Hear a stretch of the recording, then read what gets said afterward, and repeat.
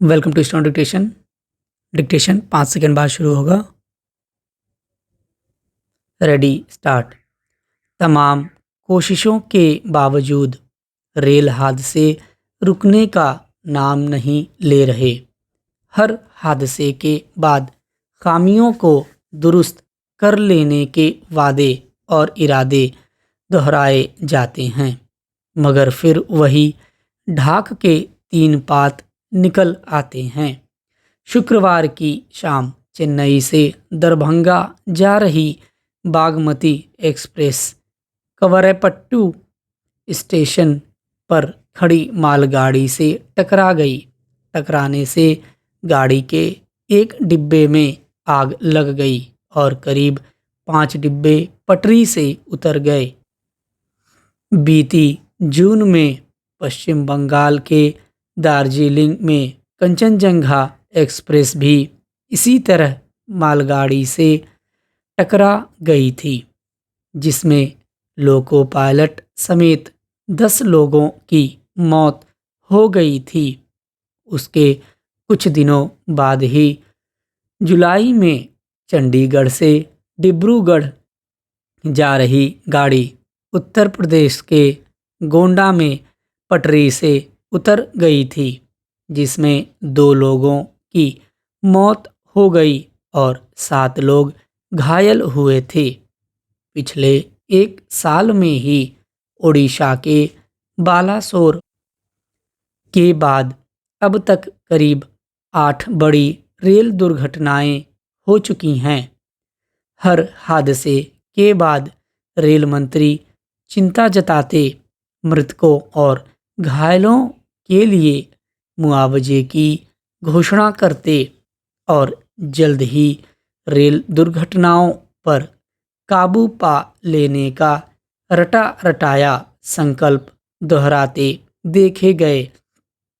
विचित्र है कि एक तरफ तो तेज रफ्तार गाड़ियां चलाने का खाका खींचा जाता है, वंदे भारत जैसी गाड़ियों की संख्या बढ़ाई जा रही है, स्टेशनों का रखरखाव निजी हाथों में सौंपकर यात्री सुविधाओं में बेहतरी का श्रेय लूटने की कोशिश की जाती है, और दूसरी तरफ मुसाफिरों की सुरक्षा को लेकर जो उपाय किए जाने चाहिए उसमें शिथिलता नज़र आती है। जब भी कोई रेल हादसा होता है तो कवच नामक उपकरण की बात उठती है।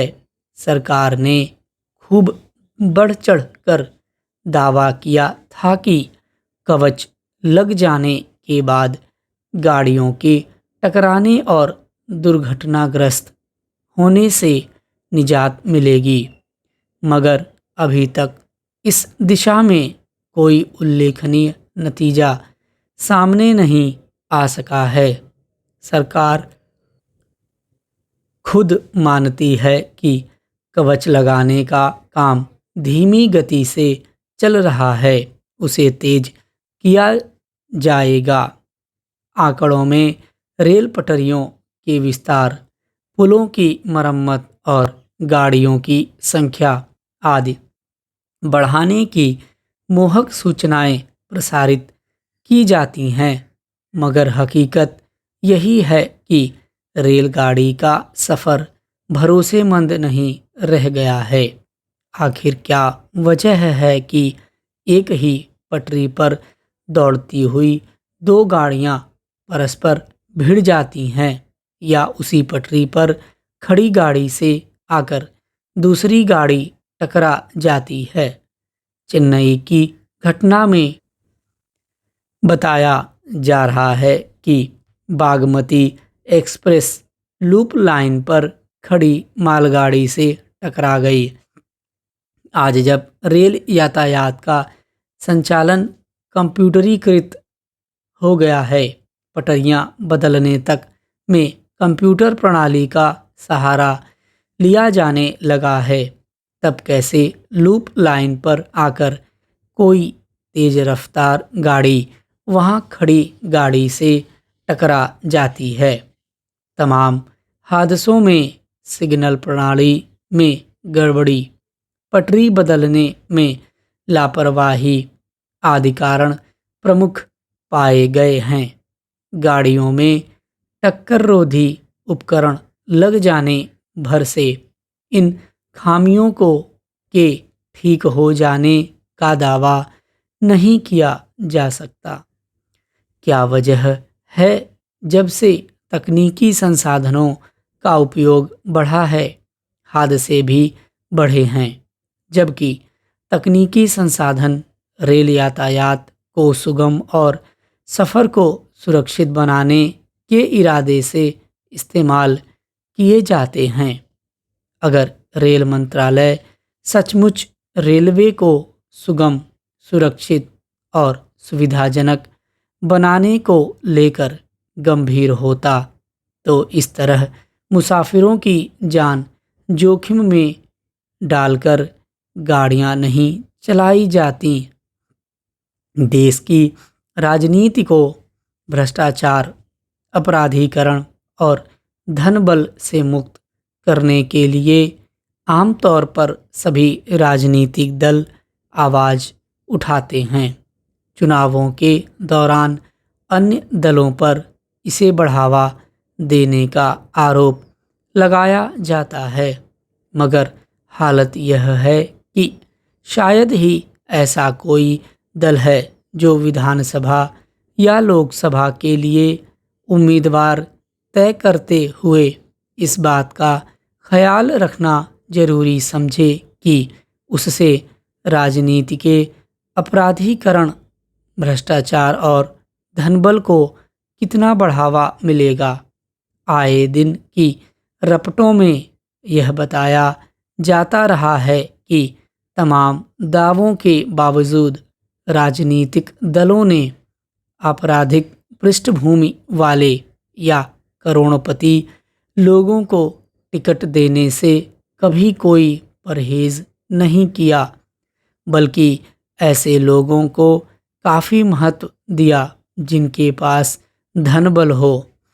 हाल ही हुए हरियाणा विधानसभा चुनाव के नतीजों की घोषणा के बाद आई एक रपट के मुताबिक नई विधानसभा में विधायक बनने वालों में 96% करोड़पति हैं।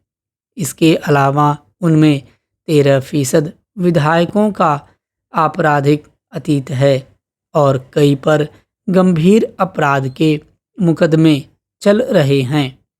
यह स्थिति तब है जब पिछले कई वर्षों से देश भर में लगातार इसे लेकर राजनेता चिंता जताते दिखते और अपनी पार्टी के इस रोग से मुक्त होने का दावा करते हैं।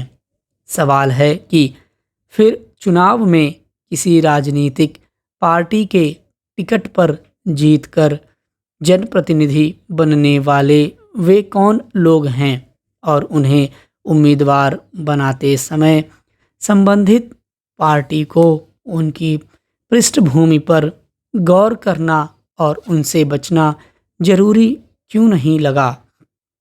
ऐसा क्यों होता है कि सभी बड़े दल अपने प्रतिद्वंदियों पर राजनीति में धनबल, आपराधिक पृष्ठभूमि या भ्रष्टाचार के आरोपों का सामना करने वालों को बढ़ावा देने का मुद्दा उठा है और उसी आधार पर जनता किसी खास पार्टी को अपना समर्थन भी देती है, मगर वे खुद दागियों को टिकट दे देते हैं।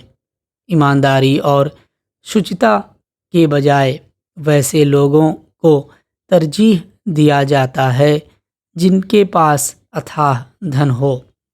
ऐसे में आर्थिक रूप से साधारण हैसियत वाले ईमानदार लोग चुनाव में हिस्सा भी नहीं ले पाते।